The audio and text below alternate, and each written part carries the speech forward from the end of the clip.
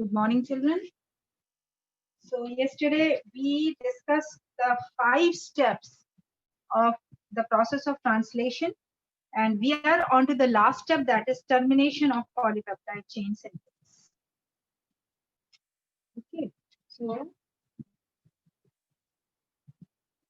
this last one is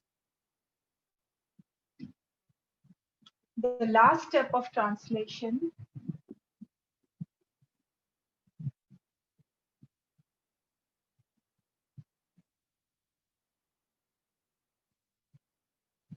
We have done all the 5 steps. We are on to the last step, and that last step, which is the 6th step, the final step, is termination of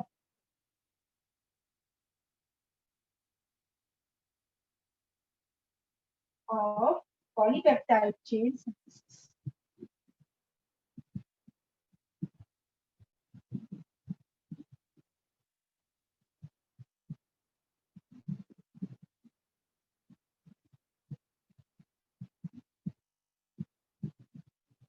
This is the final step. Till now, we have done that the polypeptide chain has been formed, where the first amino acid is methionine, which is coded by the initiator codon or messenger RNA. And we get a long chain of polypeptide. That means the ribosome was like this, somewhat like this, the smaller subunit, the larger subunit, and what we had 3 sites: the A site, the P site, and the exit site, E site. A acceptor site, P site peptidyl, and the E site. And here we had the messenger RNA. And here, from here, the exit of the amino acids take place, exit, and we get a long chain of amino acids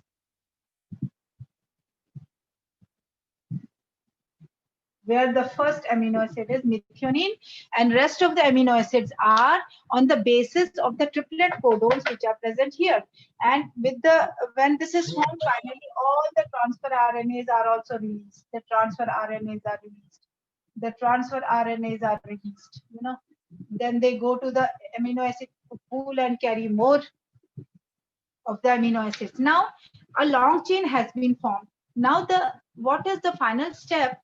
It is the termination of polypeptide chain. How this stops? Now I told you during the termination also that enzyme which is required is the enzyme which is present in this, which is peptidyl transferase.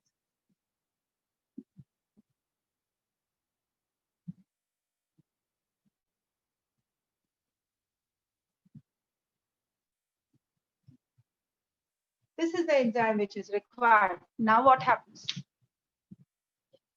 When the complete chain has been formed, now when the last, when it shifts to the last code,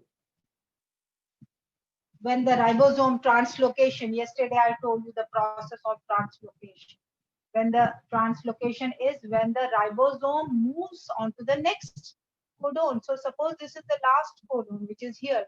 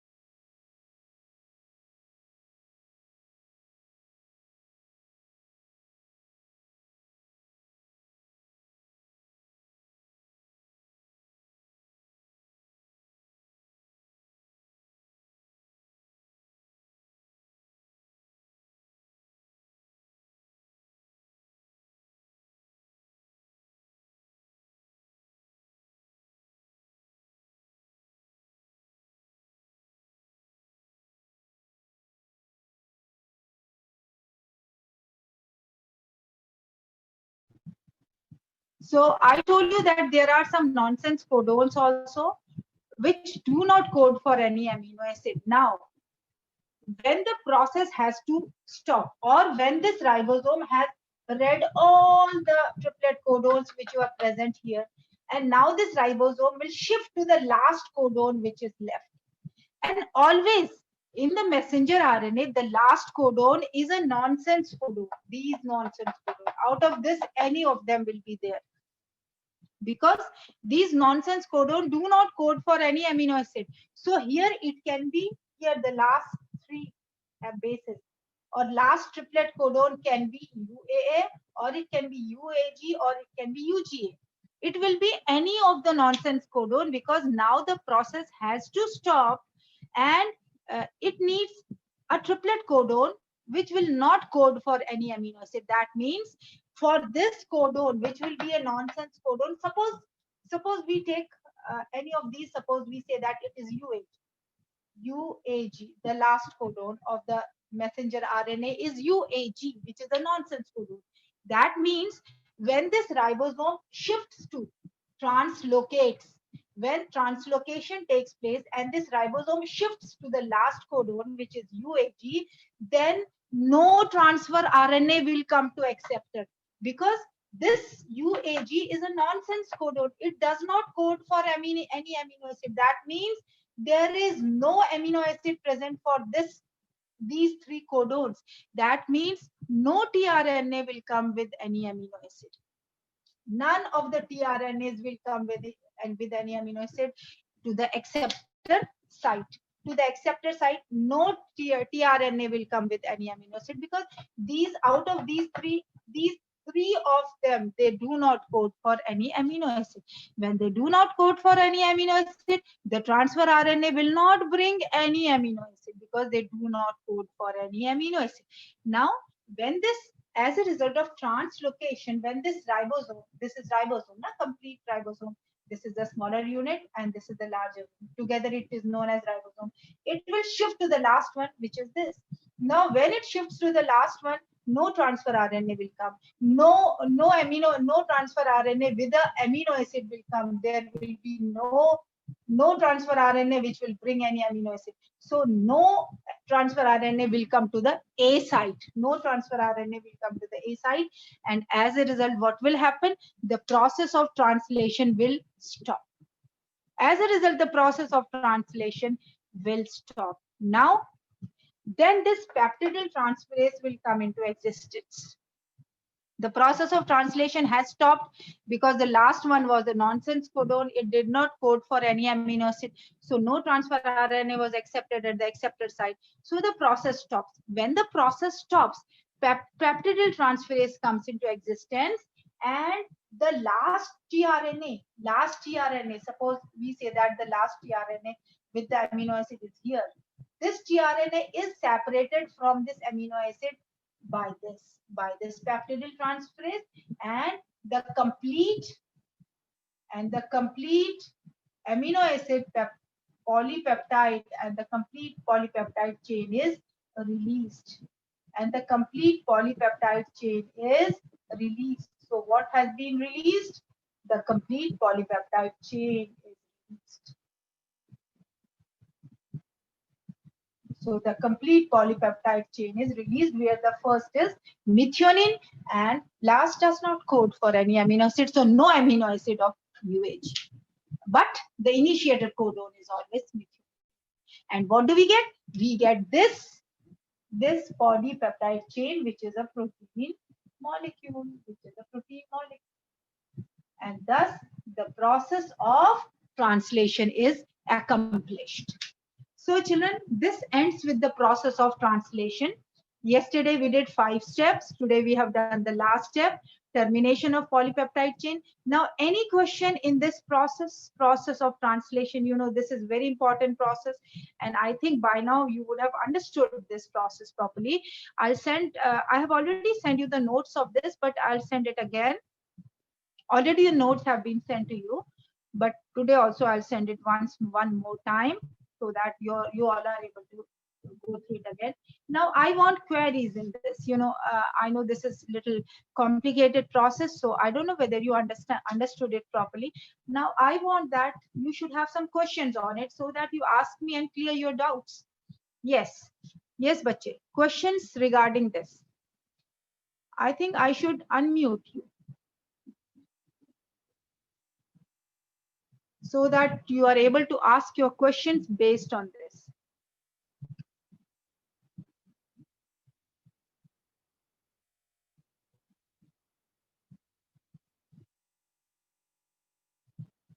Yes, beta, I have unmuted you all, and now you can ask me questions based on this. I have unmuted you all. Now you can ask me questions based on this. This is little complicated process, so I know you must be having a number of questions on this. So just ask me question. I have unmuted you all.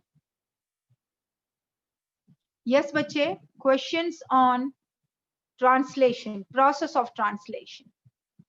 Yes, beta. Questions based on the process of translation.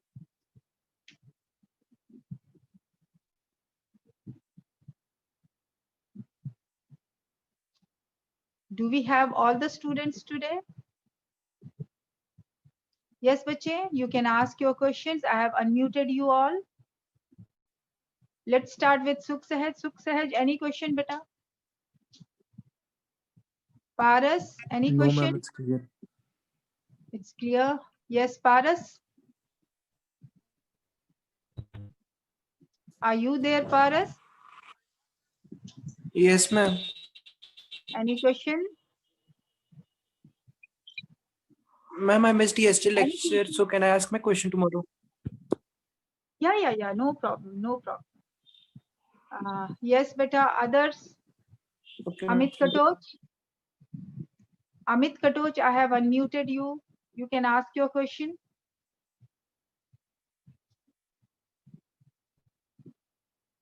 Yes, bache, Amit.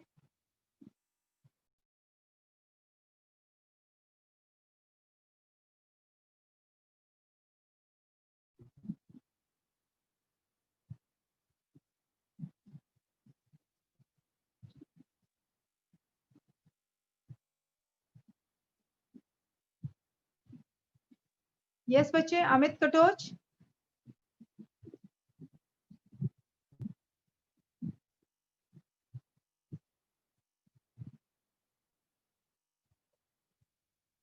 I don't know. I keep on speaking and the students, they don't respond.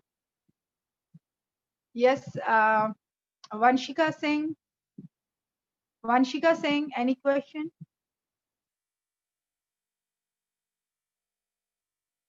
Vanshika Singh.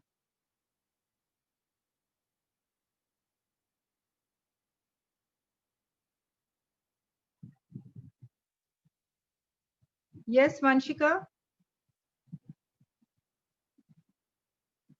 Vanithi, question?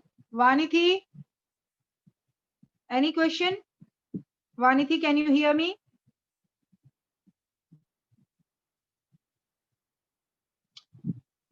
Vanithi, can you hear me?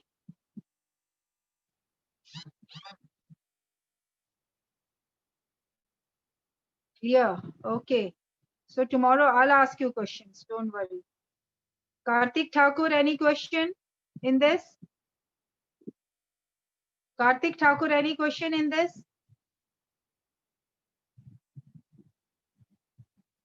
Shagun.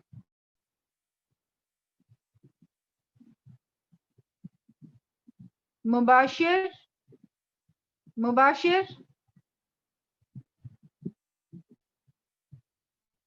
Mubashir, your question. Mubashir, your question, please. Tanish. Simran.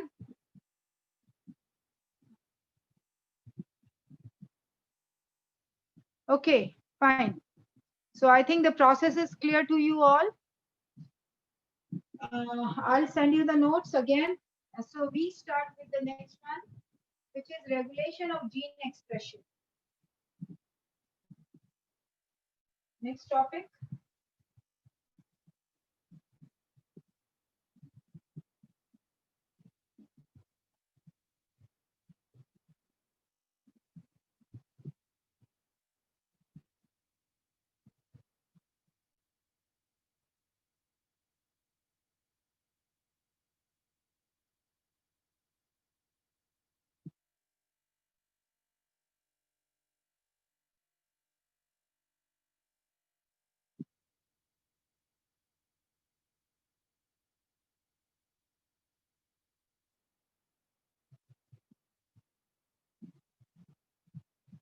Regulation of gene expression. See, the genes are expressed. Where are the genes present? May I ask, where are the genes present? Where are the genes present? Yes. What is the location of genes? Who will answer my question? What is the location of genes? Where are these genes present? On chromosome. Okay. If we say specifically, we will say on DNA. DNA has the genes. Now these genes, whether they are, one segment has many genes. If this is one segment of DNA, it will have many genes on it, many genes. It will have many genes on it. So the DNA has the genes, and these genes are regulated by one or the other factors, and it depends that that factor will be able to help the gene to be expressed or not. That factor will help the genes to be expressed or not. Okay, expression means whether it will be expressed, that means phenotypically. Phenotypically, whether it will be expressed or not, that depends on those factors.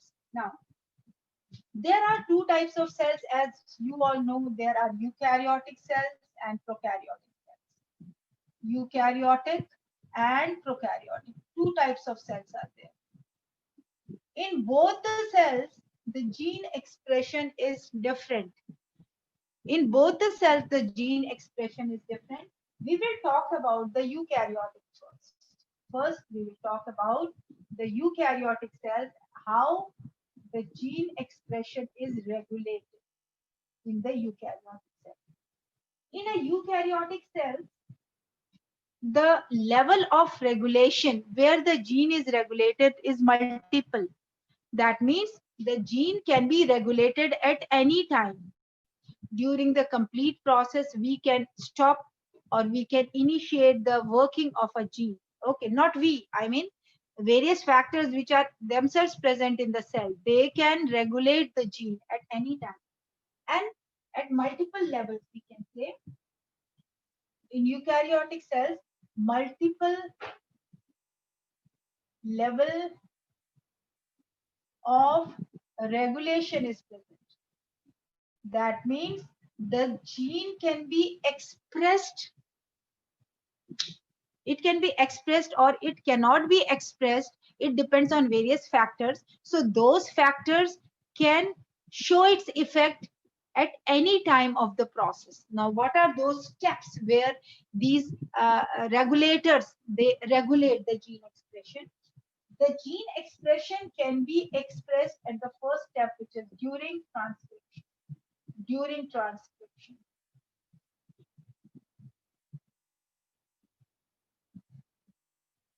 Okay, and as a result of transcription, heterogeneous RNA is formed, which is unprocessed RNA. During this time, the gene expression can be regulated. Okay, there are certain factors which can stop the process or which can withhold a process for a short duration of time. The gene can be regulated at this. The gene can be regulated during processing, during the splicing process. During splicing. Now, what is splicing? What is splicing, beta? If anybody remembers what is splicing? Yes, anybody remembers what is splicing? Transcription we have already done. So splicing, S-P-L-I-C-I-N-G. What is splicing? You all are unmute. You can answer your question. Answer the question. Yes. What is splicing?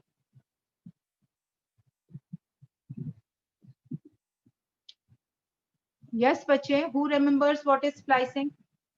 Separation of non-coding sequences from heterogeneous RNA. That's right, Sukh Sahaj.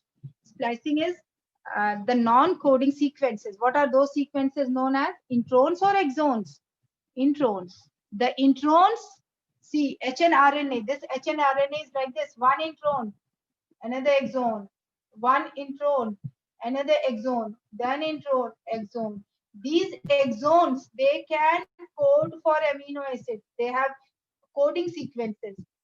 They have coding sequences. They can code, but these cannot code because the sequence they have, these are non-coding sequences. They have no sense. They cannot code for any amino acid. So what is done during splicing? The nucleases cut this. They cut these. They separate all the exons. These are exons which code. Exons, not this. This is intron. Exons which code for amino acid. These are exons which code for amino acid. Nucleases cut this into segment, and then all the exons are joined together. Exons are joined together so that we get a polypeptide chain. This will code for amino acid, this will code for amino acid, and this will code for amino acid. So we get all the sense, the coding sequences together. Ligases then join it. Ligase enzyme. Then first we separate them, cut them by nucleases, and then all the exons which are coding sequences, these are joined by ligases, ligases. These enzymes. So thus we get a coding sequence, complete set of complete RNA which has all the coding sequences, which is now known as messenger RNA, and is sent for translation. So during this splicing, also the gene regulation can be it can be regulated the expression. Okay. Then during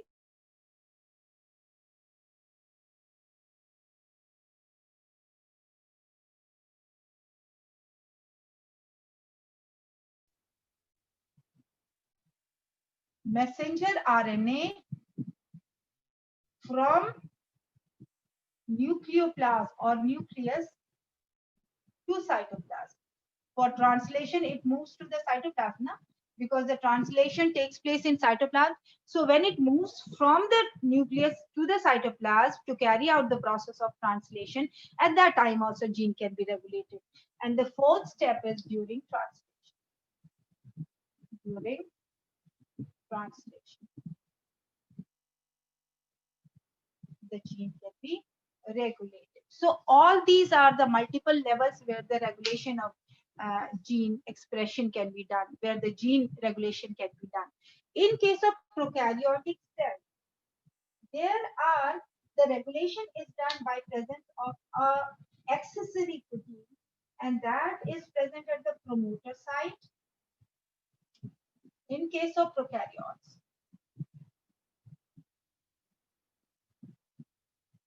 if this is a gene, if this is a DNA segment, we have structural gene here, we have operator, we have promoter. If you remember lac operon, we have done. We have promoter, operator, we have, and then we have promoter. We have structural gene which has different genes for triplet codons for different genes. This way we have a complete set of genes here. Okay. Then what happens that in prokaryotes, we have this a specific protein, accessory protein, which is present at the promoter site. And because of this promoter site, the protein which is present at promoter site, the expression of all these genes is linked. Okay, that means if this accessory protein which is present at promoter site, if it allows the complete the coding for this, if it allows that, fine, that these genes needs to be expressed, so these genes will be expressed. If this doesn't allow, then these genes will not express. So it all depends on the accessory protein which is present on promoter side, whether to express the genes which are present at the structural site, or not to express the genes which are present at the structural site. So this happens in case of prokaryotes, that the expression of the gene is completely dependent on an accessory protein which is present at the promoter site. So I'll write here that regulation is gene expression is regulated by a protein.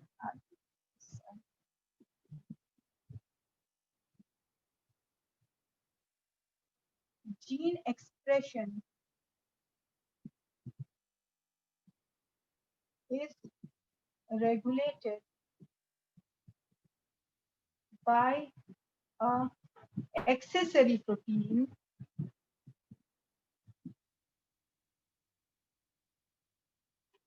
present at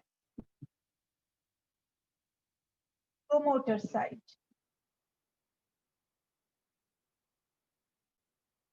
Accessory protein present at promoter site, and this accessory protein, it regulates the gene expression.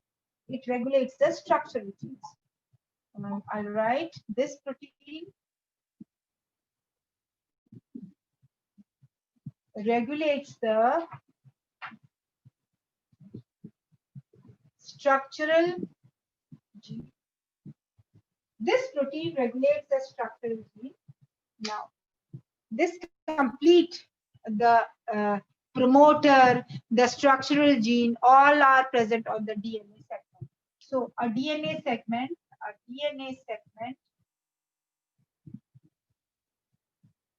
has all these.